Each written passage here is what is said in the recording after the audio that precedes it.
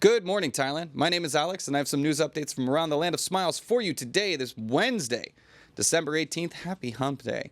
Now, before we begin, please remember to like and subscribe to the channel. It helps us out a lot, knocking on the door of 200,000. Would love it if you could push us over the edge. Now, today, we will be talking about investigations into Thaksin Shinawatра's hospital stay, a couple of stories from space popping up here in Thailand, and a little later, a new government strategy being employed in Vietnam.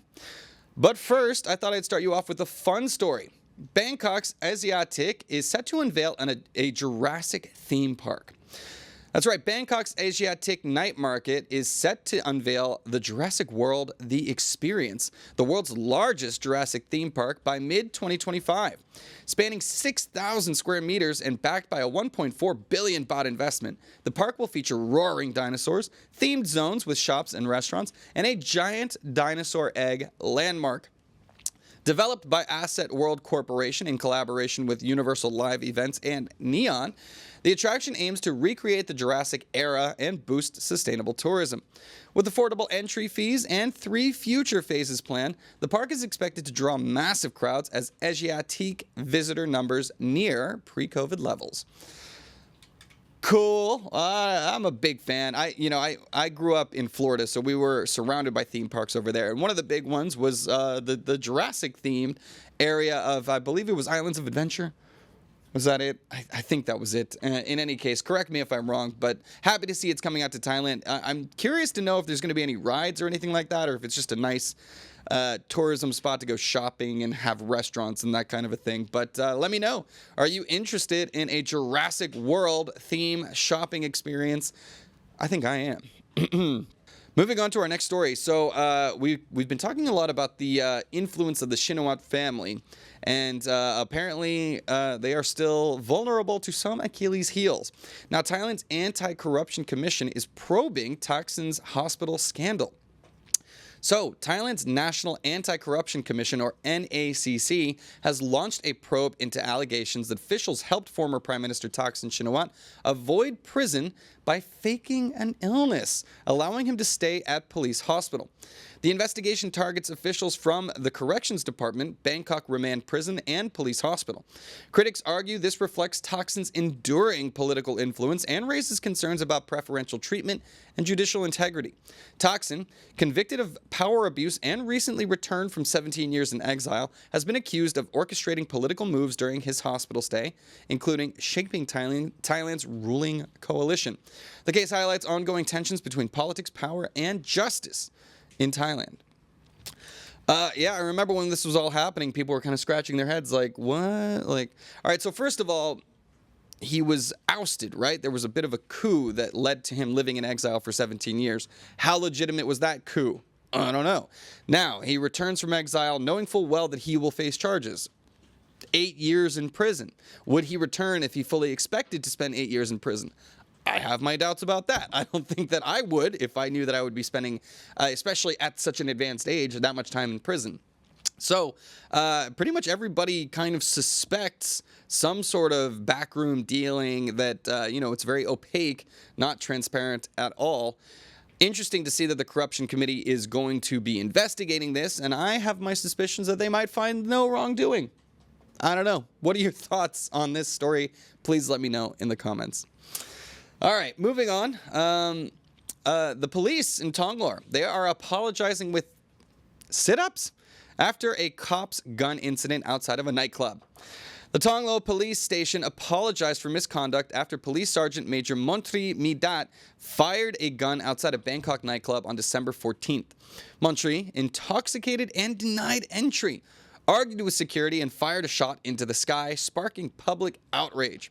Superintendent Pansa accepted responsibility, suspended Montri, and ordered all 140 officers, including himself, to perform 10 sit-ups as a public apology. Officers were also reminded about firearm rules and alcohol risks. Montri, released on 150,000 baht bail, faces charges for illegal gun possession, carrying a firearm in public, firing without reason, and causing fear. Boy, I'd say it so. Okay. Don't get drunk and carry guns. That's like, that's That's like Guns 101, because you'll be making some bad decisions like this man did as well. And this kind of highlights a problem that police have, this sort of sense of entitlement and superiority. This is not limited to Thailand, obviously. In fact, I would argue it's not as big a problem in Thailand as it is in many other countries. At the same time, you can't go around going all Yosemite Sam in the streets of Bangkok. An interesting public demonstration of apology, though. Do the sit-ups make up for it? Personally, I'm fine with just the punishment, but also the Tongva police do take themselves seriously, and the fact that they made this gesture is sweet, I guess? I don't know. Or is it empty? Let me know your thoughts in the comments below. Cool. Well, on to our next story. The Thai Senate is approving a landmark ban on violent child discipline. What year is it? Jesus. Thailand's Senate has unanimously approved an amendment to Section 1567 of the Civil and Commercial Code prohibiting abusive or harmful parental punishment. This landmark decision aligns with the United Nations Convention on the Rights of the Child, emphasizing disciplinary measures that protect a child's physical and mental well-being and uphold their dignity. Parents can still guide their children, but must avoid violence or harm. The amendment, aimed at curbing domestic violence and fostering child protection, now awaits approval from Prime Minister Paetongtarn Shinawatra and royal assent for enactment. Yeah, well, this is coming on the heels. I just did a story the other day of a teacher whacking a kid 3 years old on the nether regions. So, yeah, I would argue that this is long overdue. Domestic violence, not acceptable. Disciplining kids like they're children. They don't know better.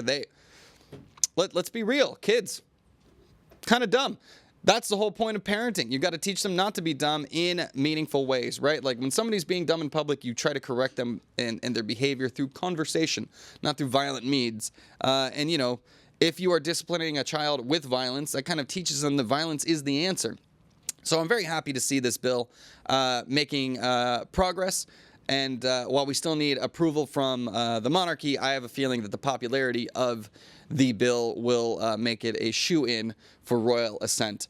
But yeah, let me know your thoughts. Obviously, we have a lot of older generation people watching us think, a little smack in the head isn't going to kill the kid. Smack on the butt. I had a couple of smacks growing up myself, but and I turned out all right. Anyways, I agree, though. I think it's time we move past this and be a little more civil with our discipline. Moving on. Now, all right, we're into our space stories today. All right, this is weird. A Thai couple claims that a mysterious sky rock has improved their health. A Thai couple in Patalung discovered mysterious black objects in their palm plantation after a lightning strike and heavy rain. Found in a smoky, heat-emitting pit, the shiny rocks weighed about 20 kilograms and reportedly made the couple feel physically and mentally rejuvenated. Despite initial pain from handling the objects, the symptoms quickly disappeared. The couple claims improved health after keeping the items at home for a month. Locals flocked to inspect the objects, with some seeing potential lottery numbers, sparking excitement. No officials or experts have examined the items yet, raising safety concerns among neighbors. Look, I just saw Venom. I don't know if you guys saw that movie, but that kind of looks like the Venom stuff. Symbiotes coming in from the sky. In any case, look, whether it's like, look, it caused harm at first. Now it's making you feel better. I would want to know what the hell that is. I don't know about you guys, but who knows what kind of effect this is actually having on their bodies, what the hell it is. Somebody get some experts in there. So please, internet sleuths, give me your best guess as to what this could possibly be. And is it safe to be around, and does it have medicinal properties? Seems like one of those crystals, chakras kind of thing. Pseudoscience, I'll say in other words. But yeah, please, let me know in the comments what you think. All right. Not the only space story. Fun news to end the Thailand section today. Now, Thailand has joined NASA's Artemis Accords. Yay! Thailand has become the 51st nation to sign the Artemis Accords, committing to the peaceful and responsible exploration of space. Live long and prosper. The pact aligns with Thailand with international efforts to explore the moon and beyond under NASA's Artemis program. The Geoinformatics and Space Technology Development Agency, or GISTA, signed on Thailand's behalf in a Bangkok ceremony.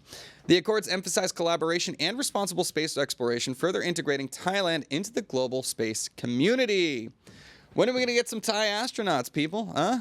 Anybody in the room want to go? No? I'm a little scared of going to space myself, but pretty cool. Obviously, when we think about like the Cold War and the different conflicts that people had politically throughout history, space has been a great unifier, right? The scientific missions, the exploration. These days, there's been a little bit more competition up there with India and China getting in on the game, sending up their rovers and probes to both to the moon and things like that. So I'm curious to see what the future of space exploration looks like, particularly with more and more of the private sector becoming involved with companies like SpaceX, Blue Origin, blah, blah, blah. You know the drill. Whatever billionaire pet project it is interesting to see that this money is going towards at least something cool. I don't know. Healthcare would be nice, but you know what? Space exploration is still interesting. All right.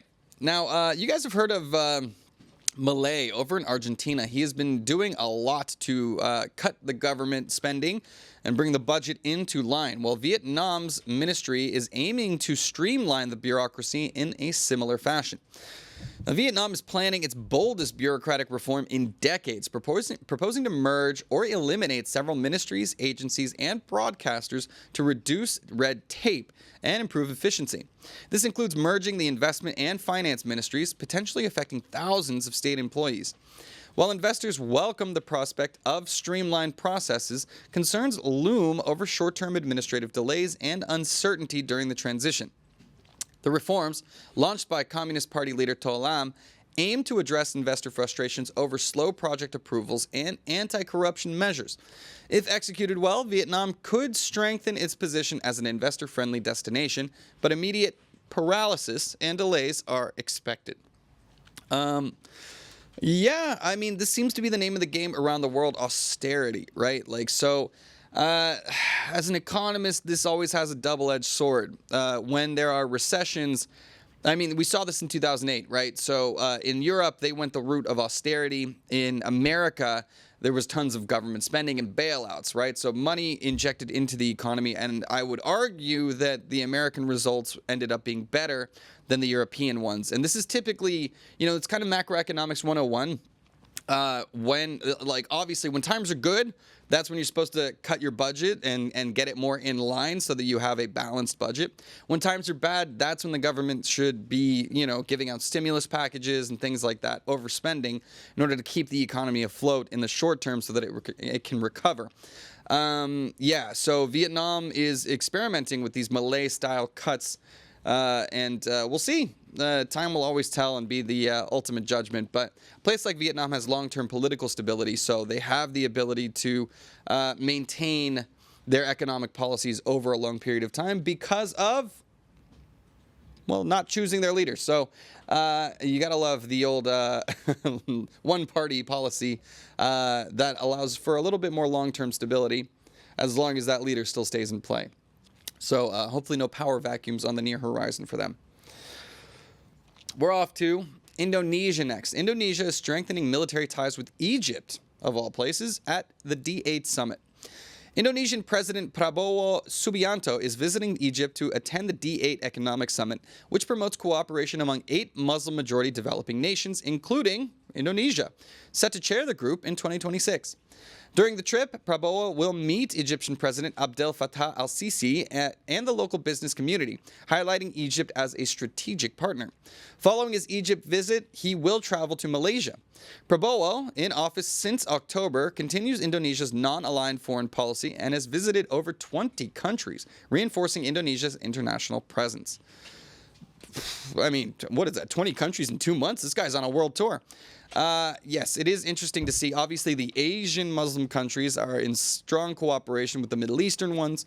In strengthening their military ties obviously makes sense. But the point is they can offer each other markets for whatever they're producing as well as for consumption. So free trade amongst these nations is good for developing both of them. I wonder where he's off to next. It seems like he spent more time abroad than he has at home. But Indonesia, let me know. What are your thoughts on Prabowo's first 90 days in office? Is he actually handling things well, or is he spending a little too much time abroad? Let me know your thoughts. All right, more military news, guys. Before I get into Dora, I have updates about South Korea that are very interesting at the end of the show. We'll dive into that in a minute, but first, we're into the Philippines, who is deepening their military ties with Japan amid regional tensions with you-know-who. The Philippine Senate has ratified a new reciprocal access agreement with Japan, strengthening military cooperation amid shared concerns over China's growing assertiveness in the region. The pact allows troop and equipment deployment between the two countries for joint combat training and disaster response, enhancing interoperability. Signed in July, the agreement reflects a strategic partnership aimed at promoting peace and stability in the Indo-Pacific. Japan's ambassador to Manila welcomed the move, while China has not commented. Japan, already hosting U.S. military bases, has similar agreements with Australia and the UK and is negotiating with France. Well, this is what you get, China.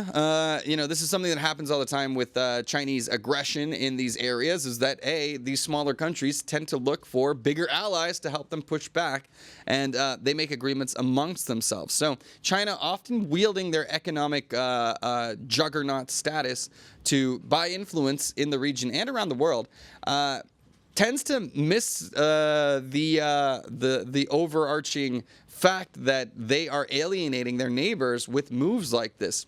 Now, is this? I always say, like I lived in China for a long time, and to me, issues like this, issues like Taiwan, these are sort of meant to be, I think, distraction issues, right? Like where if things are going bad in China, they can direct the public anger towards issues like conflicts with neighbors, territory disputes, Taiwan, that kind of a thing, so that the anger is diverted. But in the end, nothing ever really happens, knock on wood. But yeah, what are your thoughts? Is China's aggressiveness, a sign of things to come? Or is it just more saber rattling that is still, in the end, having the effect of uniting its neighbors against them in terms of their territorial moves? Let me know your thoughts in the comments. China, we are not amused, says Kazna. Yep. I don't know, man. It's other news in China, by the way.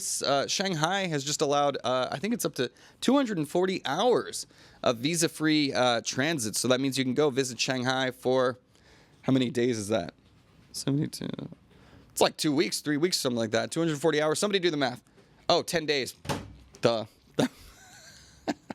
That was very easy math that I couldn't figure out. Anyways, it could be cool to go visit. I'm a little nervous about my social media presence and how that would affect my visit, but in any case, you should be safe. All right, on to our last story of the day. We are back in South Korea. Now, South Korea is investigating their impeached president over martial law, potentially raiding his house. South Korean investigators failed for the second time to raid President Yoon Suk-yeol's office, seeking evidence related to his short-lived martial law declaration. Yoon, impeached on Saturday, is accused of insurrection and awaits a constitutional court decision on his removal. Investigators were denied entry after waiting for 7 hours, but had previously received some data voluntarily. Yoon remains out of public view while preparing his legal defense. Acting President Han Duck-soo has shifted focus to stabilizing the economy, fast-tracking 75% of the 2025 budget to the first half of the year amid slowing exports and global uncertainties.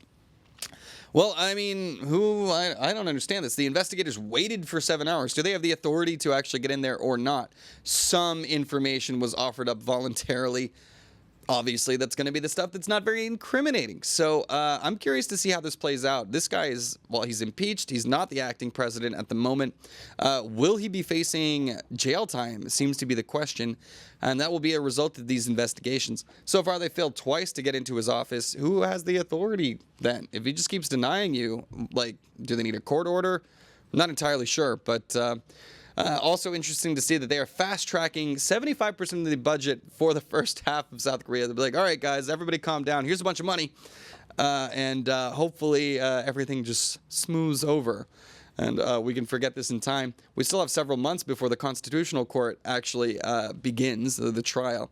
So we'll have to wait on that. But in the meantime, there will be plenty of interesting facts and information coming out of this story. Guys, yeah, so I was recently invited to an interesting project. It's called Project Isan.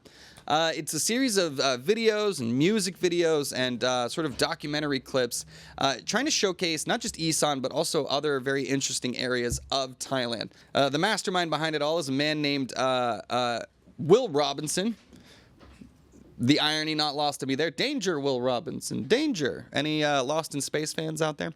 Anyways, fantastic little event. There were some high-ranking officials there. The government of Thailand, the military is even involved in some ways to support this project. So really fun little thing.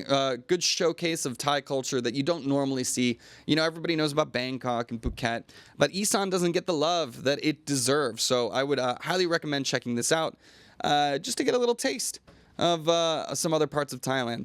I'll be mentioning this again tomorrow, hopefully a little more smoothly, because I kind of messed it up today. But in any case, yeah, thank you, Tan, for joining us. You can see all the wonderful, beautiful pictures there itself. All right, guys. That'll do it for the news. Thank you for joining Good Morning Thailand. Don't forget to like and subscribe if you haven't done so already. You can always go to thetiger.com for more news updates throughout the day. We are constantly putting out new articles that will keep you informed on all things Thailand. What you see here on the show is just a fraction of the stories that we cover. Also, if you feel like continuing the conversation, you can go to ASEANnow.com, sign up for an account, and join Thailand's largest expat community online. And it is swiftly growing around the region. For now, that'll do it for me. I'll be back with you tomorrow. Let me get into the comments right now.